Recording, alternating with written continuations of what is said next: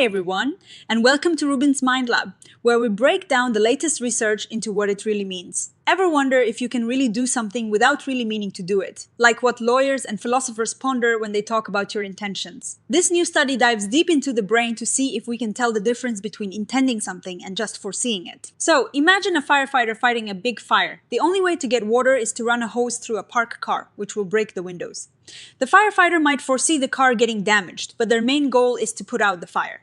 Now, what if that car belongs to someone the firefighter doesn't like? Suddenly, damaging the car might become more than just a side effect. It might be something they intend. This idea, called the Doctrine of Double Effect, is super important for law and morality. It asks, is it okay to cause harm if it is a foreseen but unintended consequence of a good action? Or is it only okay if you truly don't mean for the harm to happen at all? Philosophers, lawyers, and even doctors have debated this for ages. Some people think it is not good enough to say, I knew it would happen, but I didn't mean it. Others find it crucial for deciding how much blame someone deserves. For example, in law, whether you intended a death can mean the difference between life in prison or even the death penalty. But how can we be sure if our mental states of intention and foresight are truly different? The researchers in this study had a brilliant idea.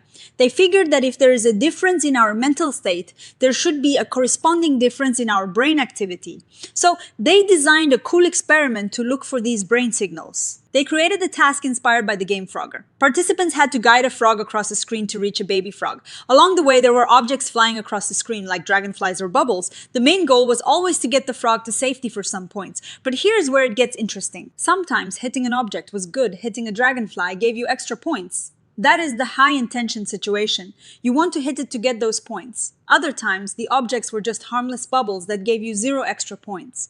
In those low-intention cases, you might hit them, but you weren't actively trying to. On top of that, they messed with the likelihood of hitting. Sometimes there were lots of objects making a hit likely, other times just one making it unlikely. The researchers then used a brain scanning method called EEG, which measures electrical activity in the brain using sensors on the scalp. They were particularly interested in 2 brain signals, the feedback-related negativity or FRN and the EP3 potential.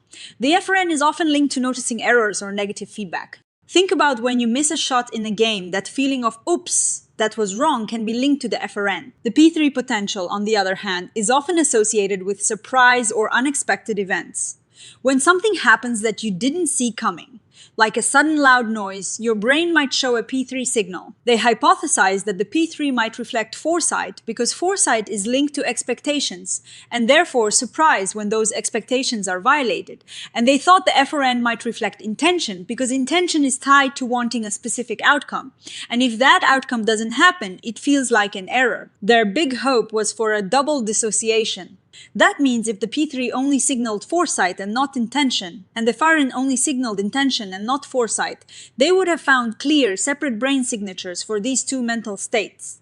But it didn't quite turn out that way. They found that the P3 was bigger for unexpected outcomes, which fits with the idea that it tracks foresight. And here's the twist. The P3 also seemed to be influenced by how much intention you had. So it wasn't just about surprise. Similarly, the FRN was indeed larger when participants had high intention, supporting their idea that it tracks intention. But surprisingly, the FRN also showed a signal when outcomes were unexpected, meaning it was also picking up on foresight. So neither the P3 nor the FRN acted as a pure signal for either intention or foresight. They both seemed to be influenced by both.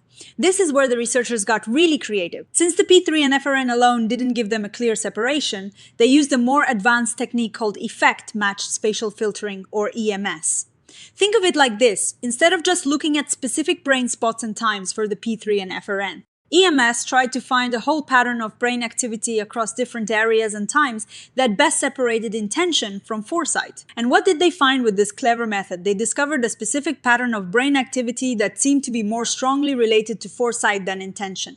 This pattern showed up in brain areas that are involved in processing surprises and updating our expectations. While this pattern was more about foresight, it showed that there are signals in the brain that can, to some extent, distinguish between these 2 mental states, even if the P3 and FRN alone couldn't do it perfectly. So, what does this all mean for that tricky doctrine of double effect? The study doesn't definitively say yes or no to whether we can truly intend something without really intending it, but it does provide some tantalizing hints. It suggests that there might be subtle differences in brain activity that correspond to these different mental states. The fact that they found some degree of separation, especially with the EMS filtering, supports the idea that intention and foresight are indeed distinct mental processes. This lends some backing to the philosophical and legal arguments that rely on this distinction. However, the overlap they found in the P3 and FRN also means that in real-world situations, it might be incredibly hard to pinpoint exactly what someone's brain was doing. This study is really cool because it used a game where participants had control. This is important. When you are playing a game and you are trying to get points, that reward is directly tied to your actions, which makes it a better way to study intention than just watching things happen. Now, no study is perfect. The researchers themselves pointed out a limitation. The difference in intention between their high intention and low intention groups might not have been as strong as they hoped. Even when they offered no extra points for hitting the bubbles, participants sometimes seemed to try to hit them anyway. This could be because the game was fun or they wanted to practice their aiming skills. So, while the intention difference was there, it wasn't a black and white difference. For future research, they suggest trying tasks that are more directly related to moral decisions, where the intention-foresight distinction is supercritical.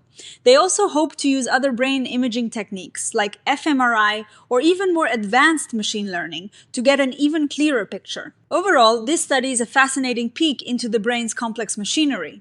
It shows us that what we do and what we mean to do are likely reflected in our brain's electrical symphony. It helps us understand that our mental states, even subtle ones like intending versus foreseeing, have physical underpinnings. It is a reminder that the science behind our decisions is still unfolding, and there is so much more to discover. What do you guys think? Does this make you rethink how you understand your own intentions? Let me know in the comments below. If you enjoyed this dive into the fascinating world of neuroscience and psychology, please give this video a like. Subscribe to Rubin's Mind Lab for more, and hit that notification bell so you don't miss our next exploration. Thanks for watching, and I'll see you in the next one.